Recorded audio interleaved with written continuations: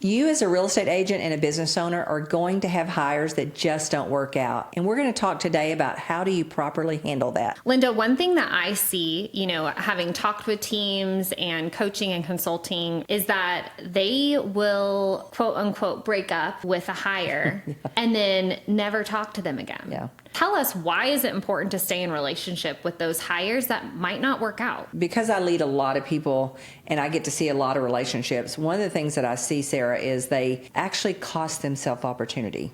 Not right today, but down the road. And I think our natural instinct and our ego is something that makes us respond and act rather than if we kind of step back and think, okay, that's probably not the proper reaction to have. Instinctively, we've all had a moment where you're like, dang it, I can't believe they quit, or I can't believe they did this or whatever. But I think giving yourself some space to go, okay, things are going to happen. People are going to come. People are going to go. What's a really appropriate response that's more professional with integrity and things like that? What I see is they don't do that. They just blow up. They have a big fight or whatever they do, or even not even a big blow up, but they're angry and they start doing things behind the person's back, or they start doing things thinking the person's never going to figure it out or learn, and that's just not true. Right. And then later there's an opportunity that should have been their opportunity, but this person, they would never give it to them because of how it ended or because of the relationship now. So I just watch it happen all the time, and it just kills me. And so Jimmy always says to me all the time, he said, it's really funny. You really do a pretty good job if I can. Now, sometimes it's not in your control. Sometimes the other person is not going to have it.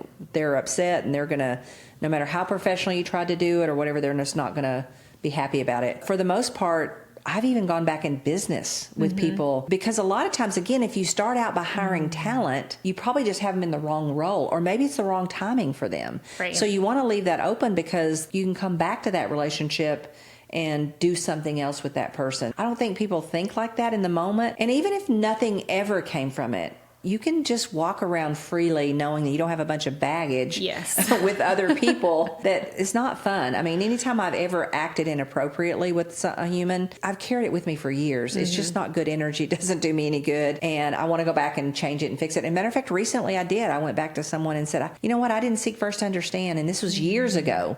But it had been bugging me that I knew as a leader it was one of my not most proud moments. And I just needed to free myself of it. And the funny thing is we don't understand how much weight, how we treat people and what it says to them. And to be honest with you, shed tears in our eyes. We all as leaders are going to screw up.